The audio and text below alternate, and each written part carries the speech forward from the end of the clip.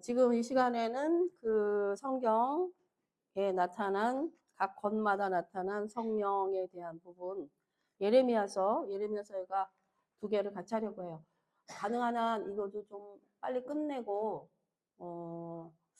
제가 이제 교회에서 원유맨 바이블 스터디라고 다음 주부터 개강해서 10회기로 하는 게를 지금 개설을 했거든요. 성경 공부 모르고 보니까 교회에서 성경 공부 안 가르친 지가 되게 오래된 것 같아. 목사님 유튜브로 하거나 아니면 전체 유튜브로 나가는 것만 했지 개인적인 걸 했는데 다시 좀 이거를 해달라는 요청도 있고 해서 다시 하면서 그런 생각이 있더라고요. 그 이제 강의 안 하고를 여러분이 하는 거를 이제 녹화를 뜰 거니까 유튜브로 할 거니까 그거를 드릴 테니까 스타디를 그거를 좀 갖고 하시겠는가? 그러면 다음 주부터 수요일 날. 그러니까 사모님네가 오라는 게 아니라 동영상하고 그걸 줄 테니 그걸 가지고 교회 안에서 스타디를 좀 해보시면 좋지 않겠나 하는 거죠. 원유맨 바이블 스타디인데 뭐 그 이스라엘 가는 거 하는 게 아니라 기초적인 것부터 시작해서 10회기 마치고 또 다음 2차로 또 좀 업그레이드 된 거 하고서 제 생각에는 한 3차까지 스타디로 이스라엘 문제까지 좀 다 정리를 해서 우리 성도들을 좀 가르쳐야 되겠다. 제목이 원 바이블 스타디라니까. 아니. 원 뉴맨 바이블 스타디. 그래서 그게 저기 파키스탄에 지금 파키스탄에 그 3WD라고 3명의 여성 제자 리더자들을 지난번에 세우고 왔잖아요. 10월 달에. 얼마나 잘하는지 그 사람이 좀 공부는 하기는 해야 되겠다고 김석근 목사님이 그러더라고요. 전부 석사 과정 막 공부한 사람들이고 하다 보니까 영어며 자기네나 언어가 아주 능통해. 그 3명이서 이 스케줄을 짜가지고 각 개교회를 다니면서 여성 훈련을 시작했어요. 그래서 말씀과 기도로 그렇게 양육해서 거기에 이제 그 스타디 그걸 주면 그 3명이 그거 가지고 공부하고 그 자기네 교회 몇 교회를 맡아서 훈련을 하고 그 교회 리더자들이 자기 교회 여성도들을 가리키는 지금 그렇게 확장하는 작업을 하려고 영어하고 근데 누가 그거 요즘 제가 이렇게 한국말로 하잖아요. 그러면 영어를 하는 것처럼 AI가 바꿔주는 프로그램이 있어. 근데 진짜 내가 이렇게 말하면 그냥 영어로 하는 거야. 스타디를. 그거를 좀 알아봐야 되겠네. 근데 아마 그게 돈 주고, 에? 그러니까 보내거나 그거 듣는 사람 입장에서 그냥 영어로 말하는 거 듣게끔 보내줄 수가 있는 거죠. 통역이나 이런 게 필요가 없어. 그냥 내가 말하는데 내가 영어로 하는 걸로 다 떠, 화면에. 그거를 어디다 좀 체크를 해봐야 되겠어. 그게 돈 주고 해야 될 것 같은데. 그래서 이제는요. 그렇게 생각하면 이제는 그 나라에 안 간다고 해서 뭐 복음을 전하지 못한다는 아닌 시대에 왔어요. 그러니까 그런 도움도 돼. 그런 그 AI 같은 것을 지금 왜냐하면 어느 타임 되면은 유튜브 이런 것도 크리스찬들 다 닫힐 거라고 분명히. 그리고 666 표 받으면은 해외 나갈 수가 없어요. 비행기를. 근데 그때에 일을 하려면요. 공간이동 역사가 초자연적 공간이동 역사가 나타나야 돼요. 그리고 나중에 666 표 안 받고 먹고 살려면 어떻게 해야 돼요? 만나를 내려두시는 초자연적인 그 기름 그릇에 기름이 떨어지지 않는 초자연적 역사가 우리 삶 속에 나타나지 않으면 그 시대를 통과할 수 없다고. 그러니까 그 믿음이 그때에 우리에게 상용되려면 지금 그게 훈련돼서 우리한테 나타나야 돼요. 그러니까 그 단계까지 우리의 믿음이 올라가져 있어야지 그 시대를 살아남는 거예요. 뭐 굶어 죽는 것도 순교지. 굶어 죽는 것도 딴짓 안 하고 죽을 수만 있으면 다행인데 중간에 딴짓 할까봐 못 참겠다 막 이러면서 그래서 지금도 하나님의 택하신 자들도 사단이 틈타고 들어오잖아요. 그러니 환경적으로 이런 상황이 될 때에 우리의 믿음이 그때를 통과할 수 있는 믿음의 단계로 지금이 그 훈련의 때예요. 그거 훈련을 해야 돼. 자, 그래서 예레미야서의 성령 한번 보도록 할게요. 103페이지입니다. 이 책에서 보듯이 사실은 성경 이게요 말씀 속에서 더 깊이 들어갈 수 있도록 성령의 이끄심을 받아서 보니까 이게 성경 한 권이 신약 구약을 따로 떼어놓을 수 없는 한 권이더라고. 무슨 얘기냐면 이쪽에서 바라보면 이게 구약을 바라보는데 신약 계시록까지 뚫고 들어갈 수 있는 거고, 이쪽에서 바라본다면 뭐 창세기 얘기를 하지만 사실은 이게 이미 신약적인 예언까지 다 들어가 있는 얘기고, 이런 관점이 성경 안에 있더라는 거예요. 그래서 제가 요즘은 여러분이 우리 사모님도 성막기도 계속 하고 계세요? 하다마다 해? 저도 매일 하지는 않아요. 근데 이제 성막기도를 내가 더 깊이 들어가야 되고 나를 위한 기도를 할 때는 성막기도를 다시 하는데, 성막기도를 할 때 이게 어느 타임에서 하나님이 새로운 관점으로 성막기도에 번제단 기도 있잖아. 번제단 기도. 번제단 기도할 때 그때 우리가 그 제단에서 제물 되어지기 위한 작업에서 끊임없이 자기를 이렇게 체크해야 되는 부분이 나오지만, 각을 떠서 번제단에 올릴 때 그 번제단에는 이미 제물 속죄제에 쓰일 제물이 올라가 있잖아요. 두 개가 같이 올라가니까, 그럼 속건제든지 이런 제물이 올라갈 때 같이 타잖아요. 하늘에서 불이 내려와가지고 타는데, 우리가 생각할 때 그 사건이 십자가 사건이거든요. 십자가 죽고 사는 사건이잖아. 완전 태워져서 그리스도와 함께 죽고 그리스도와 함께 살아나는 그 사건인데, 그게 예수님의 십자가의 사건이 죽음과 부활이 2박 3일 있잖아요. 2박 3일. 죽고 곧바로 부활하신 게 아니잖아요. 그러니까 번제단에서 태워지는 그 역사가 그 자리에서 예수와 죽고 예수와 사는 사건. 다시 말하면 그냥 태워졌으니까 하나님 받으시는 향기로운 향기 제물이지 2차원이 아니고, 태워지는 내가 그리스도 안에서 태워지는 시간이 필요한 거더라고. 태워져야 돼. 그 태워짐의 고통이 얼마나 크겠어요. 내가 없어지는 고통이거든. 그러니까 부활에 참여함을 입는다는 건 죽은 예수님을 믿고 부활하신 예수님을 믿는다라는 이렇게 평면적인 1차원이 아니에요. 죽으신 예수님을 통하여 물과 피가 내게 쏟아졌다. 그래서 피만이 아니라 물이 내게 왜 필요한지, 이 사건과 더불어서 예수를 살리시는 이가 성령이셨던 것처럼 나를 살리시는 이가 성령이시기 때문에 물과 피와 성령이 하나잖아요. 그럴 때 이 피의 중요성, 피의 필요성과 물의 필요성을 알아야 되고, 타는 동안 여기 그 십자가에서 죽어 계신 예수님이 6시간 동안 십자가에 달려 계셨잖아. 그 시간의 고통과 같은, 우리가 양을 태울 때도 제물로 다룰 때도 그 태움이 완전히 태워지기까지는 물로 씻고 뭐 불로 태우고 그런 모든 작업이 고난을 통과하는 작업이야 이 말이야. 고난을 우리 삶에. 그러니까 십자가의 예수 피가 흘리심으로 죄사함을 받았습니다. 끝나는 게 아니라 그 다음에 부활의 단계로 올라가야 되는데, 부활하기까지가 그렇게 자기 것을 가지고 올라갈 수 있는 게 아니더라 이 말이에요. 죄는 사해졌지만 여전히 우리에게 습성과 습관들이나 여전히, 왜냐하면 죄로 가려졌을 뿐이지 우리 안에 있는 본색은 완전히 없어진 게 아니에요. 이건 죽어야 끝날 문제야 사실은. 그러니까 이것이 계속적으로 태워지는, 그래서 주와 함께 죽고 주와 함께 사는 이 2박 3일 동안의 3일 동안의 이 시간 안에서는 우리가 하나님 앞에 지글지글 태워지는 그 시간이 필요한 거예요. 그래야 부활에 같이 참여할 수 있는 거더라고요. 그러니까 우리가 십자가를 알고 여기서 멈추게 부활도 안다 해도 부활의 영이 임하는 성령의 역사하심까지는, 성령은 거룩한 영이시기 때문에 거룩한 자에게 임하는 거지, 문제 많고 아직 해결되지 않는 그런 상태 속에 성령이 역사하지 않아요. 하시면 더 큰일 나. 죽어 우리가.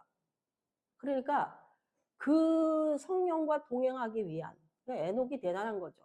이 동행을 했다는 게 자기를 죽였다는 얘기거든. 근데 그만큼 번제단에서도 그게 태워져야 되더라고. 그게 태워지면은 그 다음에 이제 물로 씻고 해서 성막에 들어가잖아. 성막이 천년왕국이야. 그렇지 않아요?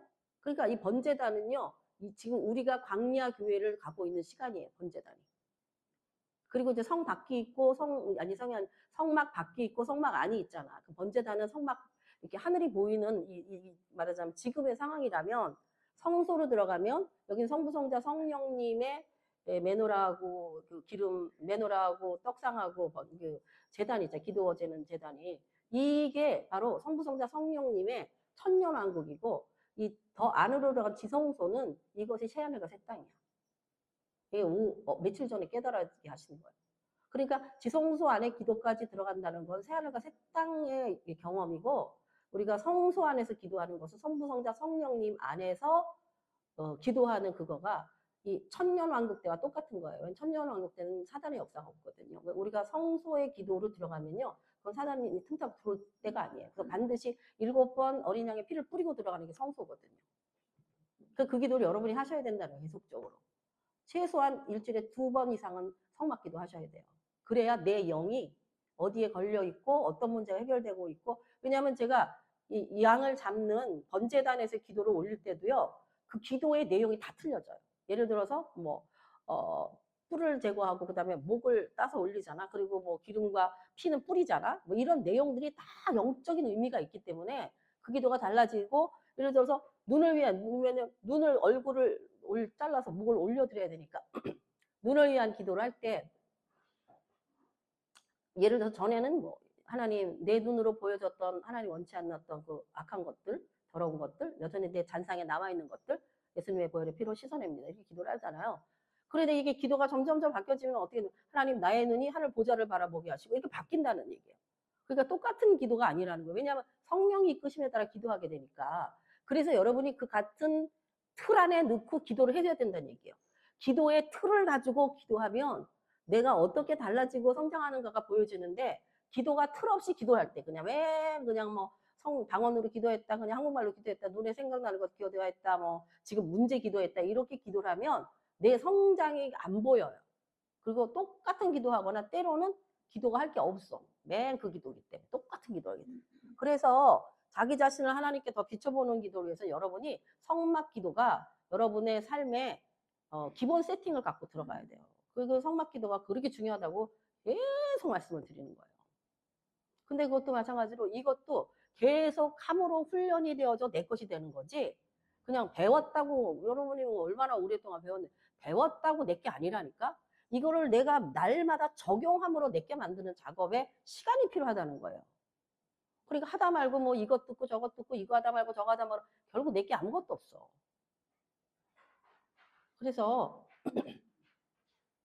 다양한 것들을 적용하는 것도 좋지만 적어도 내가 이거는 안 돼, 이거는 나의 기본 틀로 잡아 있고 있어야 될 거야 되겠다는 몇 가지의 그 뭐 기도 패턴이라던가 아니면 뭐 성경에 대한 뭐 그런 거라든가 이런 부분들을 지속적으로 해나가는 게 성장이에요.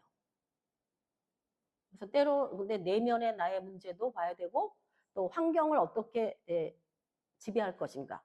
왜냐하면 환경이 나한테 영향을 주니까 그 영역을 어떻게 기도할 것인가. 그런 부분도 필요하고 근데 제가 볼 때는 하여튼 성막 기도는 내 자신이 지금 하나님 앞에 어느 단계 어떻게 성장하고 어디까지 가서 기도할 수 있는가. 하늘 번제단 앞에서 기도가 중보 기도 자리거든요. 그런 기도의 자리에서 더 깊이 들어갔으면 이제 지성소 기도가 들어가야 되는데 지성소 기도는 잘 쉽지가 않고 지성소 기도까지 제대로 들어가려면 최소 2시간은 기도해야 돼요. 방언으로 기도하면서.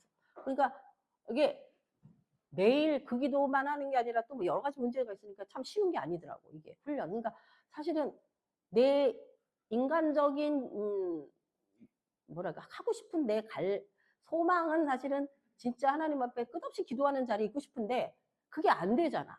훈련도 안 됐고 또 다른 것도 해야 되고 이러다 보니까 이거를 자꾸 놓치다 보면요.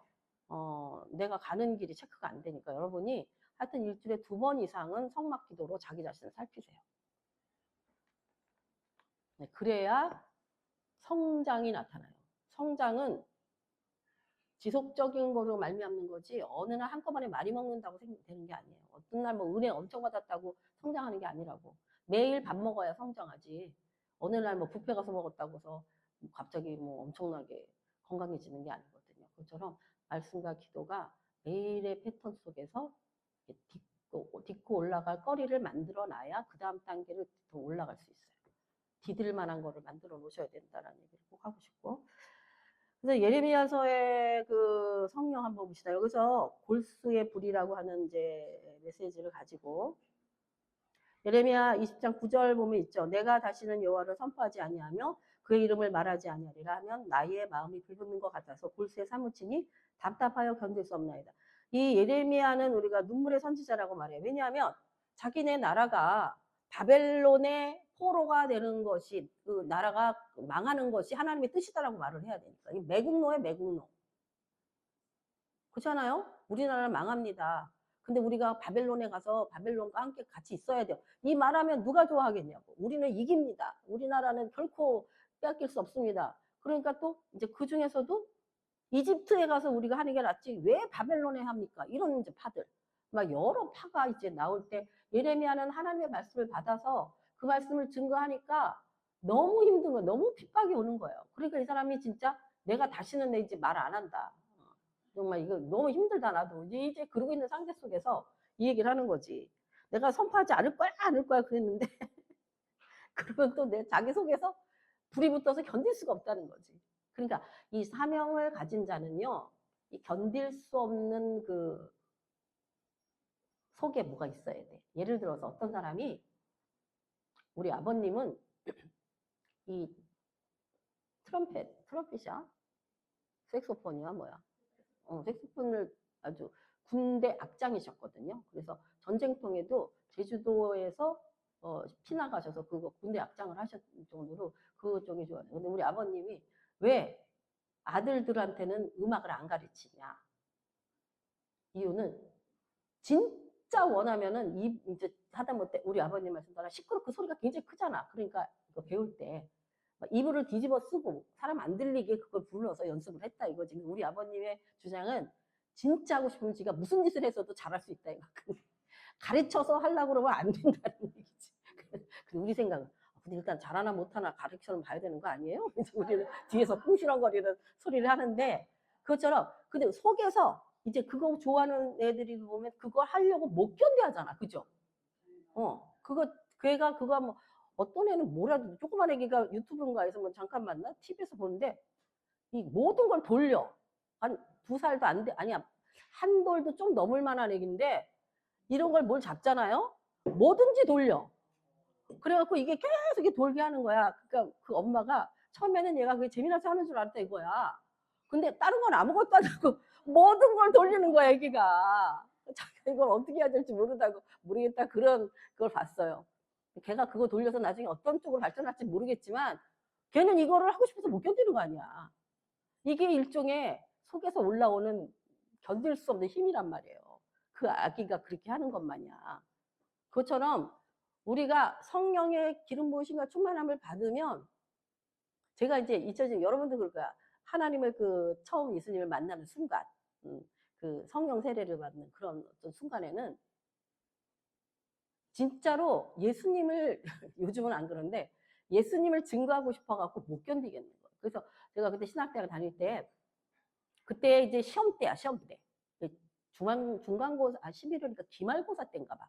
근데 내가 성령을 받은 거예요. 성령 세례를 받은 거예요. 그런데 차 타고 가잖아. 사람 말하는 소리가 다 방언으로 들려. 그 사람 한국말들 하는데 내가 꼭 방언으로 하는 것 같아. 그래서 제가 나중에 그 TBC, MBC 그 개그맨들 여자 개그맨들 성경 공부를 한 1년 상 가르쳤을 때 걔네들이 막 은사가 나타났어. 걔네들이 방송을 하는 거야. 근데 하나가 방송하다 방언이 저절로 나온 거야. 방송 시에 뭐 이런 사건이 있듯이 성령이 내 안에서 뛰쳐나온다고. 그래가지고 공부한다고 도서실 가 있잖아요. 학교 도서실에서 저 사람을 보잖아. 그러면 그 복음 얘기를 하면서 못 견디겠는 거야. 그래, 잠깐만요. 참, 그러니까 공부는 할 수가 없는 거예요. 복음을 얘기하고 싶은 거야. 근데 그 해에 그 내가 이번 공부 망했다. 큰일 났다. 성경 이거 공부를 너무 안 했다. 그랬는데 그 해 성적 제일 잘 나왔어. 총점이 한 4.3점 나왔나 봐. 그게 제일 잘하는 거야. 근데 그다음부터는 또 그렇게는 안 되더라고. 지금도 그렇게는 안 돼요. 다만 제가 말씀을 선포하는 그 순간만은 하나님 앞에서 기도가 하나님 그때는 사로잡히게 해주세요. 그때는 내가 하고 싶은 얘기를 하지 않게 해주세요. 그거는 제가 항상 기도를 해요. 왜냐하면 그 복음은 듣는 사람들의 것이잖아. 그러니까 나는 도구일 뿐이니까 하나님 그렇게 해주세요. 그런 것처럼 이 속에서 근데 그건 진짜 간절하게 내가 나오는 거거든요. 그것처럼 내 안에 하나님의 복음으로 말미암아 하나님의 사람으로 살고 싶다. 하나님의 사람으로 살아야지라고 하는 간절함이 있어야 된다는 거예요. 그게 성령이 내 안에서 역사하신다는 것의 증명이야. 증거예요. 그러니까 예를 들어서 남자들은요. 이게 원래 일하기로 만들어진 존재이기 때문에 교회에서도 뭐 직분을 주거나 뭘 하는 걸 맡기지 않으면 교회에 오래 못 붙어 있어. 특히 나이 있는 남자들. 근데 여자들은 관계로 모일 수가 있지만 남자들은 관계로 안 모여서 남자들 교제가 더 어려워요. 사실은 남자들끼리 교제가. 아유, 쓸데없는 소리 했나 봐. 그 다음에 생각이 안 나. 그러니까 이 하나님의 일에 대해서나 이 모든 일들에 대해서 마음속에서 그게 하고 싶다라기보다는 해야만 될 것 같은 그런 어떤 느낌. 그게 내 안에 있는 하나님이 주시는 갈망이라는 거예요. 꼭 해야 돼, 이거 내가 해야 되는데 이거는 할 수도 없고 몇 번 하게 되지도 않고 오래 가지도 못해. 그러니까 정말 내 안에 계신 하나님 성령께서 나로 하여금 하지 않으면 견딜 수 없고, 그리고 이제 또 하나의 그 특징이 뭐냐면 그 일을 하고 나잖아요. 그 순종을 했잖아. 그러면 내 안에 그 기쁨이 크다는 거예요. 순종했을 때. 이것이 내주하시는 성령이 내 안에서 증명해 주시는 거예요. 내가 하나님의 사람인가 아닌가. 그런 부분들에서 우리가 많이 그런 그러니까 지금 예레미야도 지금 그런 거예요. 마음이 불붙는 것 같아서 골수에 사무치니 답답하여 견딜 수가 없다. 그러니 맞아 죽는 한이 있어도 또 나가는 거지. 이 예레미야가 당한 고통은 진짜 또 말도 못하죠. 그래서 여기 여기서 어떤 이야기를 좀 해야 되냐면은, 그러니까 내면에 불타는 열정, 그게 이제 꼭 있어야 된다. 이 예레미야의 심정 안에 있던 것처럼 오늘 우리들에게도 그게 있어야 된다. 그런 얘기를 하고 싶고, 자, 여기 베드로후서 1장 21절 보면요. 예언은 언제든지 사람의 뜻으로 낸 것이 아니요 오직 성령의 감동하심을 받은 사람들이 하나님께 받았다. 그러니까 성령의 감동하심이 있으면 내가 만들어내는 게 아니기 때문에 그 역사가 밀려 나오는 역사라. 밀려 나와. 내가 하고자 하는 게 아니라, 그러니까 시작할 때 메시지가 저절로 나오거나 아니면 예언할 때의 메시지가 저절로 나오게 되는, 밀려 나오는 것 같은 그런 역사가 있다는 거예요. 그런데 여기 보면 예레미야서 31장 33절 말씀이 있죠. 그날 후에 내가 예루살렘 집과 맺을 언약을 이르하니 내가 나의 법을 그들의 속에 두며 그들의 마음에 기록하여 나는 그들의 하나님이 되고 그들은 내 백성이 될 것이라. 이게 여호와의 말씀이다. 예레미야 31장 33절의 말씀인데, 이것이 지금 이게 옛 언약과 새 언약에 대한 확실한 다름이죠. 옛 언약은 율법이고 새 언약은 복음이에요. 근데 그럼 율법은 뭐냐? 말은 이것도 지키고 이것도 지키고 이것도 지켜야만 니네가 구원받아잖아요. 그래서 율법은 행위의 약속이라고 본다면, 복음은 뭐예요?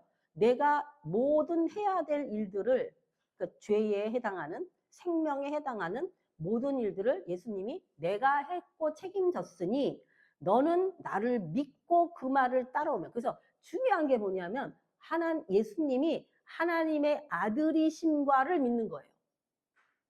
근본 믿음이에요.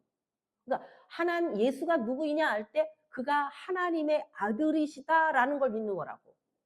그러니까 우리가 예수님 믿잖아요. 뭘 믿어요? 나를 용서해 주시는 거요. 뭐 예수님의 피로 죄사함을 받는 그것 이상의 중요한 포인트가 그가 하나님의 아들이시기 때문에 그게 가능한 거예요. 뒷부분들이. 그래서 영생은 그가 참 하나님이시고 하나님의 아들이심을 믿음으로 말미암아 얻는 거잖아요. 근데 그 포인트가 하나님께서 예수를 보내셨다 이 말이에요. 그를 아들임에도 독생하신 예수를 보내셨다라는 그 하나님을 믿는 것이고, 그 예수는 죄 없이 오셨다. 하나님 보내신 독생자 예수 그리스도가 죄 없이 오셔서 그분이 나의 죄를 담당하셨다라고 하는 것이 우리의 믿음의 가장 기초된 말씀이에요.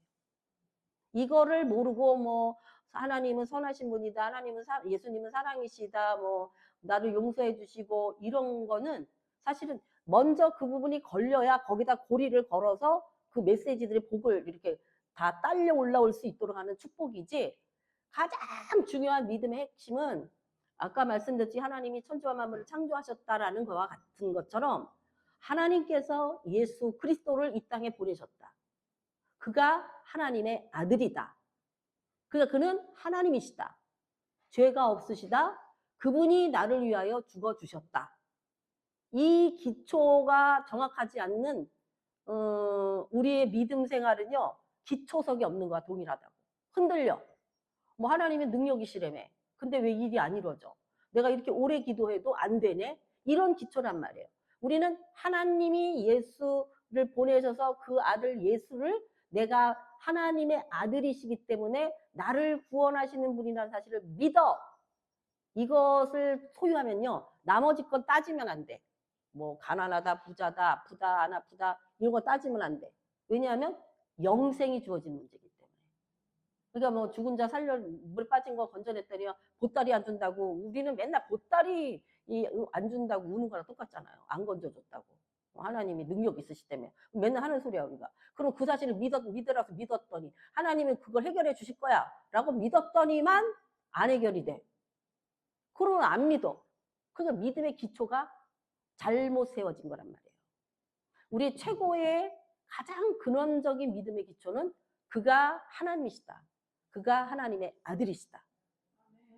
그가 오셔서 나를 위해 죽으셨다. 그래서 피와 물을 다 쏟으셨다. 그 피와 물이 나를 살게 했다. 먼저 살아야 될 거냐, 살아야. 산 사람이 된 다음에 먹을 것도 찾고 입을 것도 찾아야지, 살아있지도 못한데 맨날 먹을 거 안 준다, 입을 거 안 준다 해봤자 그걸 틈타고 사탄이 더 역사한다니까요. 우리 그 약점이니까. 그게 구멍이 뻥 뚫린 거야. 믿음의 구멍이 뻥 뚫려 있는 거예요. 그래서 근데 그분이 이제 하나님, 근데 그분은 선하신 분이다. 하나님은 전지전능하신 분이다. 결코 능치 못함이 없다. 그런데 왜 우리에게 이런 고통을 주느냐?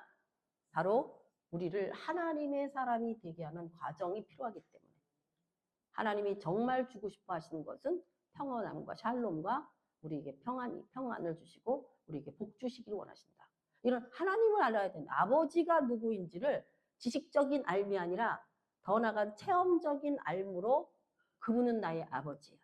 그랬을 때에 우리가 기도 자리에 앉아서 아바 아버지, 아바 아버지 이렇게 딱 불렀을 때 내 아버지라고 생각하고 부르는 사람하고 하나님 아버지 이렇게 생각하는 사람하고 어떤 사람은 여호와여 이렇게 부르는 사람도 있단 말이에요. 결국 아버지, 그러니까 이게 문제인 거죠. 아버지의 사랑을 많이 받아본 사람은 아버지, 아빠 그러면 이미 느낌과 신뢰와 모든 안정감이 확 밀려들어오죠. 나쁜 아버지, 때리고 맨날 쫓아내고 막 일만 시킨 아버지 경험한 사람은 어때요? 아버지 그러면 너무 싫어. 근데 그런 사람은 아버지랑 부르기도 어려워. 그게 하나님 이미지하고 내 육의 아버지 이미지가 동일하게 우리 안에 각색될 수 있기 때문에. 그래서 혼적 치유가 일어나는 이유 중에 하나가, 혼적 치유가 일어나지 않으면요, 영적으로 정상궤도에 올라가기 힘들어요. 혼적으로 너무 왜곡이 많이 돼 있기 때문에. 근데 우리는 일단 보는 걸 통해서 보이지 않는 대로 나가지 아무것도 안 보이는 것부터 먼저 보는 사람 없거든요. 그러니까 보이는 예수로부터 시작해서 하나님 아버지로 나가야 되는 건데, 근데 아버지 예수님을 계속 붙들고 그의 사랑을 경험하면 경험할수록 또 누구를 아냐면 아버지를 알게 되잖아. 그렇처럼 우리가 어쨌든지 붙들고 놓지를 말아야 돼. 이게 믿음이 하루아침에 되는 게 아니라 정말 이건 장기전이에요. 정말 끝까지 붙들고 있는 거예요. 그래서 우리가 끝까지 붙는 이 믿음. 그래서 내 안에 있는 이제 요거 한 말씀 좀 더 보면요. 좀 아까 읽었던 말씀 속에서 이게 새 언약은 뭐냐? 전에는 율법을 지켜야 된다라고 이렇게 줬다면 하나님께서 그것으로는 아무도 그 약속을 지킬 자가 없어요. 근데 죄가 무엇인지는 알게 하셨어. 이제 구별할 수 있는 분별력은 있단 말이에요. 율법 때문에. 그 다음에 이것을 지킬 수 없다는 걸 인정하니까 아 이거는 못 지켜. 이거는 불가능이야. 이거 뭐 이걸 어떻게 믿으라는 거야? 이래서 이스라엘의 지금 그 유대인들이요. 하나님의 법만 하고 회당에서 회당에서 학교 대학교도 안 가고 사회 것도 안 하면서 오직 회당에서 유대인 교육만 하는 소수의 사람들이 있어요. 그래서 정통 유대인들이 지금 이스라엘이 한 800만 정도의 숫자인데 한 100만 정도는 나라에서 월급을 주면서 그들이 정통 유대인의 삶을 사는데 정통 유대인의 삶을 살고 있는 우리 그 현중부팀에서 그거 하고 있는 청년이 정통 유대인이지. 그 청년이 이제 나오려고 보면 세상에 나올 수가 없어. 왜냐면 대학도 안 했지. 세상에서의 기반에 틀이 하나도 없어. 여기는 랍비들이 주는 월급, 나라에서 주는 거지만 이제 그 관리를 하니까 주는 것과 공부하는 모든 내용이 오직 성경이에요. 그러니까 사회생활을 할 수가 없는 거야. 적응할 수가 없는 거야. 근데 그 안에서 문제가 뭐냐면 그 랍비들의 타락상, 그리고 뭐 동성애. 그러니까 이 청년인 랍비, 가문이 그러니까 청년인 랍비들이 지금 마치 그 아랍권에 있는 사람들이 이제 그게 막 신물을 내거든요. 이제는 막 자기네가 믿었던 종교에 대한 실물이 나니까 이제 그리스도로 이제 변화되는 작업이 쉽게 이루어지는 것처럼 유대인들에 속해 있지만 그들의 실상에 너무 이렇게 하나님이 안 보이는 거지. 사실은 하나님 보여줄 수도 없잖아요. 자기네들이. 우리 성경에 보지만은 대제사장이던 뭐 그 선지자들 이상한 사람이 너무 많잖아. 그거랑 똑같은 거예요. 지금 이스라엘도 유대인이. 그러다 보니까 그들이 젊은 세대 애들이 되게 혼란스러워하는 유태인, 정통 유태인의 계열에 서 있는 애들이. 그것처럼 왜 그럴 수밖에 없냐면 우리는 지금 성령이 내 안에 오심으로 나를 주장하고 이끄시고 보호하시고 인도하시고 하는 사건이 내 안에서부터 나올 수 있도록 하나님이 새 언약을 하셨단 말이에요. 그래서 복음은 새 언약인 거예요. 예수를 믿음으로 구원받는 거예요. 율법은 뭐예요? 지켜 행함으로 구원을 주겠다는 거야. 근데 지켜 행할 인간은 하나도 없다는 거지. 최소한 619가지의 613가지의 계명을 매일 지켜야 되니까 못 지키니까 그거를 30으로 나눠가지고 하루에 20개씩 지킨대. 지금 그게 사실이에요. 왜냐하면 300 다 걸리잖아. 613가지 걸리잖아. 그러니까 얘네들이 이거를 30으로 나눠서 하루에 20가지 법칙만 지키는 거야. 그게 무슨 말이 안 되는 소리지. 그런데도 그렇게까지라도 하겠다는 거예요. 그들이. 그러니까 대단한 믿음이지만 그 믿음으로는 구원을 받을 수 없다는 거예요. 어떤 인간. 그래서 하나님께서 이제는 내 법을, 하나님의 법을 그들의 마음에 두고 그리고 그들의 생각에 어떻게 한다? 기록하리라. 이렇게 이제 하나님이 뜻을 바꾸신 거죠. 이게 근데 이걸 말하려는 거야. 그날 후로는이라고 써있죠. 그럼 도대체 요 날이 언제냐 말이지. 그전에는 율법을 지켜야만 구원받았는데 그날 후라니 그날 후가 언제냐? 이게 히브리서에 있는 말씀인데 이게 뭐냐면 그 앞에 내용이에요. 뭐냐면 죄의 문제가 해결된 그날 후로부터예요. 그러면 죄가 해결된 다음에 하나님이 그 마음과 생각에 하나님의 말씀을 기록하시겠다는 거야. 무엇으로? 하나님의 영으로. 그러니까 성령이 임하신 이후부터 성령이 하나님의 말씀을 우리의 마음에 새겨주시고 우리의 생각에 새겨주시겠다는 얘기예요. 근데 지금 이스라엘에서는 제사법을 쓰잖아요. 그러니까 캐톨릭에서 미사는 제사법이에요. 우리는 제사가 아니에요. 우리는 예배죠. 차이점이 뭐예요? 예배는 이미 처리된 후에 감사로 드리는 게 예배예요. 제사는 내 죄를 사하기 위한 작업을 하고 있는 거야. 그러니까 어떻게 보면 죄의 문제가 미래적 죄는 끝나지가 않았어. 맨날 양 잡아야 돼. 그러면 오늘 잡았잖아. 그럼 조금 전까지 죄는 용서받을 수 있어. 그 피 때문에. 그러나 그리고 끝나고 돌아서서 짓는 죄는 또 제사를 드려야 돼. 예를 들어서. 이것처럼 율법으로는 우리의 죄의 문제가 해결되지 않아요. 예수 그리스도가 어린 양으로 오셔서 단번에 한 번에 당신의 피와 살, 그러니까 몸을 주셨어요. 근데 영을 주신 거 아니에요. 예수님의 몸을 우리에게 주심으로 우리의 과거, 현재, 미래의 죄를 다 처리할 수 있는 능력을 주셨어요. 처리할 수 있는 뭐라고 표현해야 되나? 우리 인간의 이 사람이 과거에도 죄 짓고 현재도 죄 짓고 미래도 죄 짓을 수 있는 거를 예수님의 하얀 보자기로 탁 덮어 씌워버린 거야. 칭의. 그래 버리니까 우리의 과거, 현재, 미래까지도 이미 우리는 예수의 피로 죄사함을 받았다는 걸 믿어야 되는 거예요. 그래서 내가 죄인이 아닌 거예요. 그러나 이 그리스도의 의의 옷이 벗겨지면 내 죄가 드러나는 거예요. 그래서 이걸 붙들고 있어야 되는 거예요. 옷을 빼앗기지 않도록. 그렇다고 때로는 이쪽 부분이 왜곡될 때 예수의 피로 씻어내야 되는 거예요.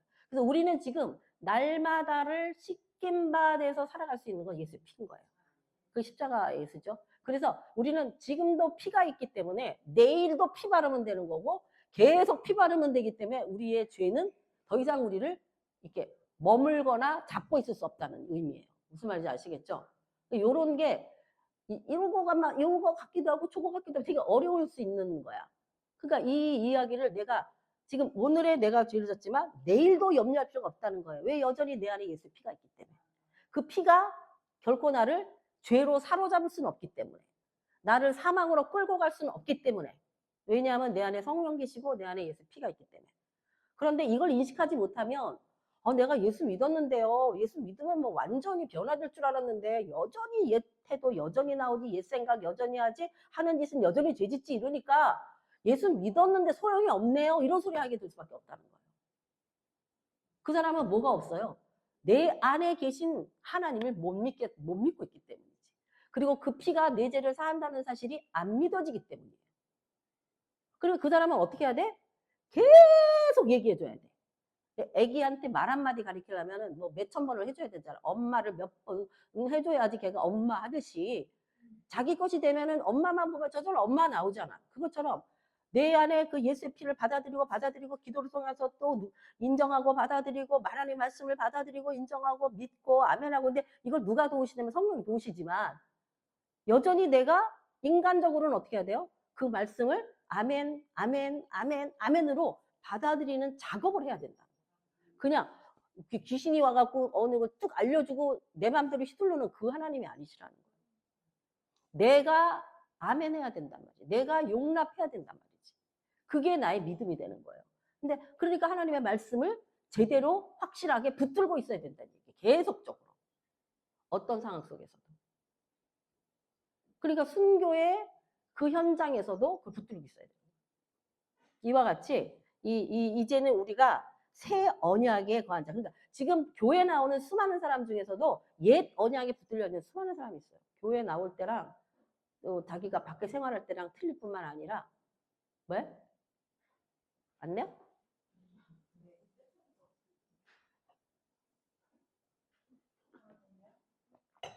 그래서 성령이 내 안에 계시다고 하는 것은 그런 그 하나님의 말씀을 붙들고 있을 수 있도록 도우시는 분이에요.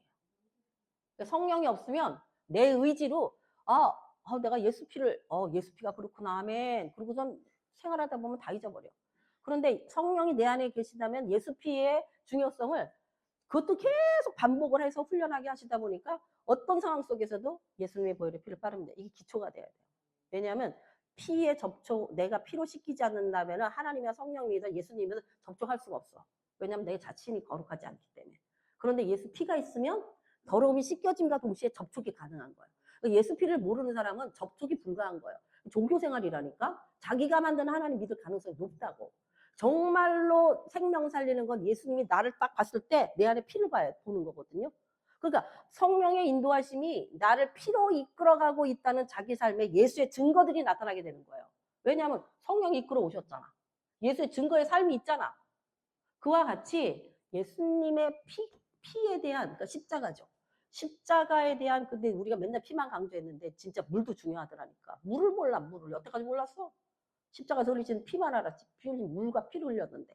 물이 우리를 계속 소송케 하거든요. 그러니까 우리가 예수님의 피로 내 죄를 씻습니다라고 아멘으로 받았잖아요. 그 다음엔 그거 예수님의 물이 십자가에 흘리신 그 십자가에서 내가 찔른 그 찔림을 통하여 내게 쏟아진 물과 피가 그 물이 나를 소송케 합니다. 내 영을 소송케 합니다. 내 혼을 소송케 하며 내 육에 속한 것들을 소송케 합니다. 이런 믿음의 고백을 해야 되는 거예요. 이게 믿음인 거예요. 왜 고백을 안 하냐고. 피가 무슨 상관이야. 물이 무슨 상관이야. 이러고 있는 동안 아무 역사가 안 일어나. 예수님의 피가 나의 모든 더러움을 씻깁니다. 아멘. 저는 믿습니다. 그 다음에 예수님의 물이, 근데 그 전에 뭐가 있냐면 내가 찔렀다는 걸 확실히 인정해야 돼. 내가 예수님을 죽였다는 걸 인정해야 된다고. 그 사람이 내가 찔렀을 때 그 예수님의 옆구리에서 피와 물이 내게 쏟아져 나람을 내가 경험한 사람이에요. 내가 예수님을 죽였다는 사실을 알게 돼. 나 때문에 죽어주셨다는 것을 뼈저리게 깨닫고 거기서 흘리신 피와 물이 나를 살리기 위함이라는 사실을 알게 됐을 때 그 감동과 그 감격과 그 감사와 죄송함과 나를 위하여 이 땅에 오시고 나를 위하여 죽으신 예수가 어떻게 분리될 수가 있겠냐 이 말이에요. 이 믿음을 내 것으로 소유하고 있어야 된다는 얘기예요. 그래서 날마다 주님, 근데 맨날 찔릴 필요는 없어. 한 번만 찔르면 이미 터져 있어. 예? 그래서 그 찔리신 예수의 몸에서 나를 위하여 물과 피를 쏟으신 그 피가 나를 깨끗게 하시고 나를 의롭다 하시고 그리고 그 흘리신 물 때문에 내가 오늘 그 물을 받습니다, 주님. 그 물이 나를 소성케 하며 내 영을 살려주며 응? 그 물이 그래서 생수가 그렇잖아요. 그래서 그 물이 쌓이면 내 배에서 생수의 강이 터져 나오는 이와 같은 나의 믿음의 고백을 들으시고 하나님이 내가 너에게 준 그대로를 받아서 말하는구나. 그게 믿음이지. 진짜 뭐 물이 보여요? 피가 보여요? 옛날에는 구약 때는 양이 피를 흘려야지 보여야지 죄사함이 있다고 생각했다고. 우린 지금 그게 아니에요. 예수의 피가 나를 살렸다는 걸 믿을 때. 그게 복음이에요. 그래서 이런 진정한 복음의 자리에 있는 자, 그 말씀을 믿는 자, 그가 하나님의 아들이라는 걸 믿는 자, 그러니까 죄가 없으신 분이지. 그 사건이 나의 사건이 됐을 때. 자, 그리고요. 그래서 이제는 우리가 새 언약을 가진 자라고, 새 언약을. 옛 언약에 머물러 있으면 안 돼요. 맨날 죄책감만 느끼고 막 오늘도 못했어, 또 이랬어. 나 맨날 죄책감만 느껴. 성경 보면 내가 이걸 못 이뤘어. 내가 또 옛날대로 살았어. 그 다음이 문제라니까. 그건 누구나 느낄 수 있는 거예요. 근데 해결점이 없으면 안 되지. 해결점이 예수님인데, 피인데, 물인데, 성령이신데 그거를 모르면 매일 또 돌아가고 또 돌아가고 토한 걸 또 먹고 토한 걸 또 먹는 거예요. 그게 바로. 우리가 다음 단계로 나가야 되는 거죠. 그래서 하나님의 부르심은 우리를 하나님이 이제는 만민에게 내 영을 부어준다고 말씀하셨잖아요. 근데 나중엔 어린아이들에까지도 있거든요. 그래서 이 마지막 때는요. 아이들에게도 영이 임하셔서 그 아이들이 하나님을 어떻게 찬양하는가가 더 밝히 드러나는 타임으로 들어갔어요. 이제 보세요. 그래서 요즘 이게 말하는 예언하고 선지자라고 할 수 있는 그 사람들의 얘기 중에 하나가 뭐냐면 이제는 5살, 10살짜리 애들이 다 예언하고 방언하는 때가 왔다. 여자들이 일할 때가 왔다. 마지막 때는. 이제는 그런 얘기들을 해요. 이제 애고 어른이고가 따질 때가 아니라는 거야. 마지막이라. 육적인 데 머물러 있는 게 아니라 다 영의 차원으로 넘어가는 시즌에 들어와 있다는 거예요. 그래서 그 차원으로 이해하시면서 애가는 그냥 간단하게 보고 넘어갈게요. 그러면은 성령은 슬퍼하고 죄를 슬퍼하신다. 그래서 성령을 근심하게 하면 안 되죠. 그러나 성령님은요, 용서하시는 분은 아니에요. 예수 그리스도는 우리를 용서하시러 오셨지만 성령님은 오셔서 죄가 드러나게 하시고 의를 알게 하시고 그리고 심판의 이 나라가 심판받아야 될 걸 알게 하시는 거예요. 근데 심판받아야 될 나라를 안다면 성령이 알게 하면 이 나라에서 나와야 될 거 아니야. 그죠? 왜 망할 나라에 있으면 안 되잖아. 흥할 나라, 하나님의 나라, 사랑의 나라로 가야 되잖아. 그러니까 성령이 역사하는 사람은 하나님의 나라로 소속이 되는데 성령의 역사가 없는 사람은 맨날 이 세상이 망할 나라에 머물러 있어. 그러니까 이 심령이 죽을 지경이야, 맨날. 망할 지경이야. 근데 자기 입으로 맨날 망한다 그러지, 맨날 안 된다 그러지, 맨날 힘들다 그러지, 그럼 어떻게 돼? 이 하나님의 약속이 내 입에서 나오는 말대로 이루어주리라. 그게 네 믿음이니까. 그럼 우린 뭘 선택해야? 하나님의 말씀을 선택해야 될 거 아니에요. 내게 나와라, 무릎 꿇어라, 부르짖어라, 내게 가까이 와라, 내가 너를 모른다 하지 아니라. 그럼 나가야지. 근데 안 나가. 왜냐하면 방해하는 사단의 요소도 있고 본인이 귀찮기도 하고 그걸 유지하는 힘도 없고. 그러니까 믿음이 있는 자는 믿음에서 믿음으로 넘어가기가 쉬워요. 그래서 하나님이 있는 자에게 더하신다는 거예요. 없는 자는 하나 가까스로 믿는가 싶은데 어느 날 보면 떨어져 버린 거지. 있는 것마저도 빼앗긴다, 성경이. 그래서 우리의 믿음이 한 번, 두 번에서 끝날 게 아니라 지독하게 20년, 15년 우리 그렇게 만나는 것처럼 실턴조턴 해야 되게 언제까지? 주님 만나는 그날까지 내가 만나든지 주가 오시든지. 이게 그래서 하나님이 교회를 만들어 주신 거란 말이에요. 함께 가도록. 혼자는 힘드니까. 그러니까 그냥 실턴조턴 뭐 이쁘든 미우든 하여튼 얼굴을 봐야 된다고 우리가. 한 명이든 두 명이든 세 명만 되면 모이면 되지 뭐 걱정해. 가나안에 2명밖에 못 들어갔는데. 하여튼 우리가 발버둥을 쳐야 돼요. 이 마지막 때. 이게 마지막 타임은 쉽지 않습니다. 적당히 옛날같이 믿어서 될 타임이 아니에요. 그리고 적당하게 내게 역사가 해서 될 타임이 아니에요. 이건 초자연적인 하나님의 이 마지막 때 광야를 돌파할 수 있는 마지막 때 기름 부으심이 임해야 돼요. 그래서 이 성령이 근심한다. 그럼 보세요. 에베소서 4장 30절에 있죠. 중간쯤에 105페이지. 하나님의 성령을 근심하게 하지 마라. 그 안에서 너희가 언제까지? 구원의 날까지 인치신 거예요. 구원의 날까지. 그 구원의 날은 하나님을 만나는 날이어야 돼요. 구원은 죽는 순간까지도 구원이 왔다 갔다 할 수 있어. 그렇죠? 제가 아는 교회, 저 본교회, 옛날에 다니던 교회 기장교회였는데 거기에 신유를 굉장히 해서 암 치료 막 이런 거 했던 권사님이 돌아가실 때는 암 걸렸다는 거 아니야. 그랬더니 어떻게 이럴 수 있냐고 안 믿고 돌아가셨다는 거 아니야. 거부하고. 이게 그게 뭐야. 우리가 볼 때 참 기가 막힌 얘기잖아요. 그 안에 믿음이 없어요. 여러분이 나타나는 은사, 나타나는 어떤 걸 가지고 그 사람이 믿음과 동일하다고 착각하지 마세요. 그 안에 있는 하나님을 향한 것은 몸을 꼼짝 못하고 누워있는 사람이라 할지라도 더 깊이 하나님이 인정하는 사람이 있냐 하면 세계를 돌아다니면서 복음 전한다고 난리 유명한 분도 하나님이 난 너 모른다 할 수 있는 거예요. 그건 하나님이 주시는 은사이기 때문에 그거는 자기 게 아니에요. 하나님의 몫이에요. 내 거는 내가 내 영을 지키는 거예요.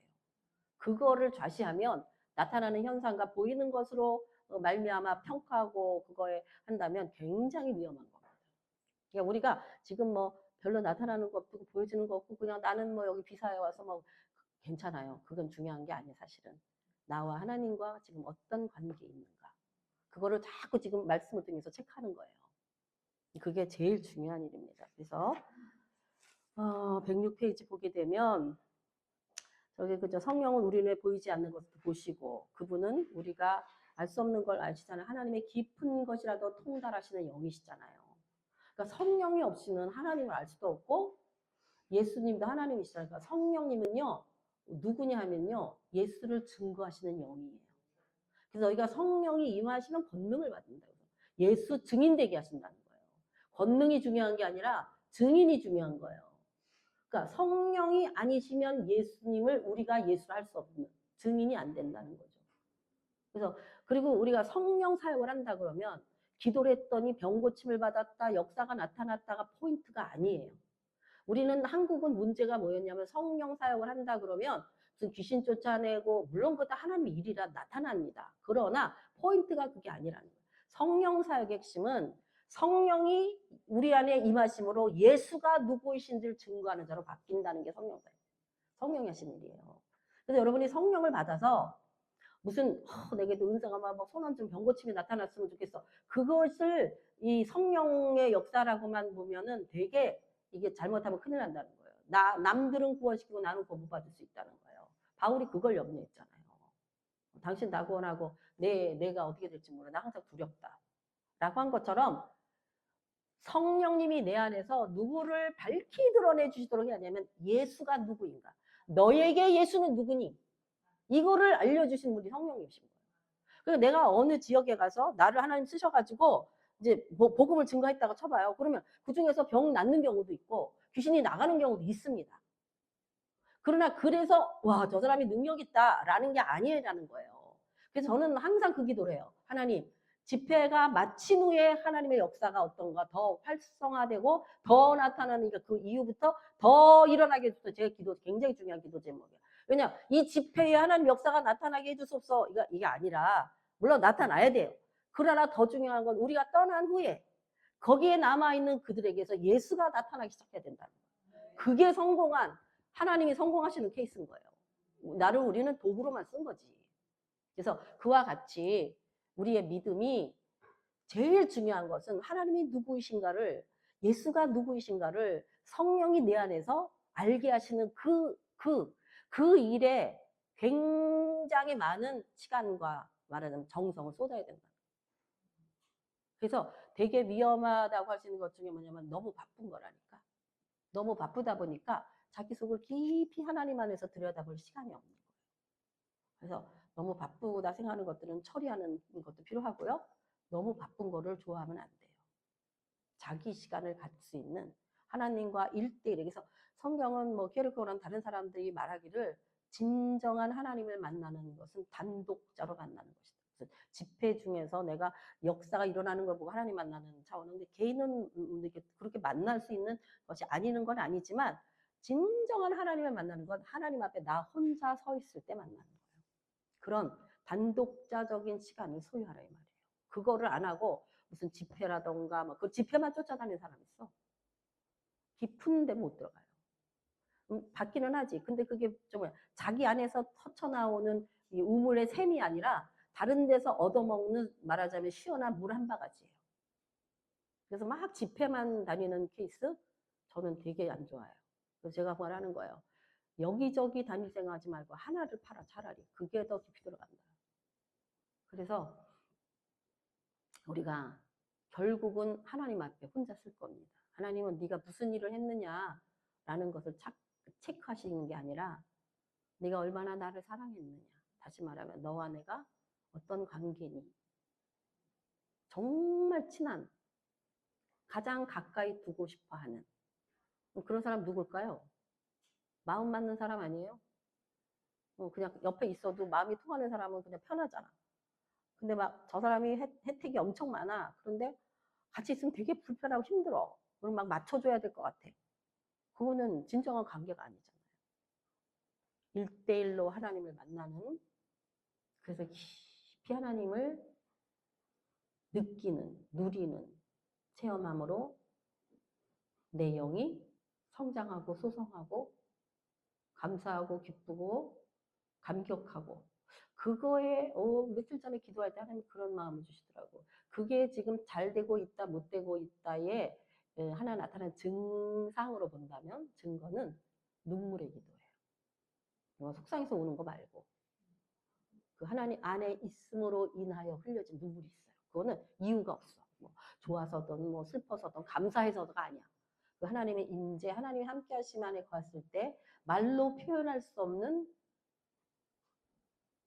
감동. 그것이 나의 어떤 그것이 혼적으로나 영으로나 그것이 육적으로 표출되어지는 게 눈물이죠.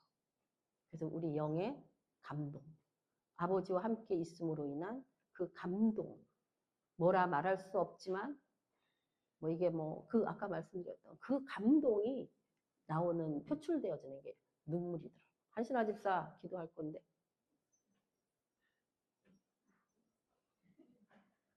그래서 여러분이 많이 바쁜 중이라도 하나님에게 좀 깊이 들어가는 그런 시간들을 우리가 좀 많이 가졌으면 좋겠어요.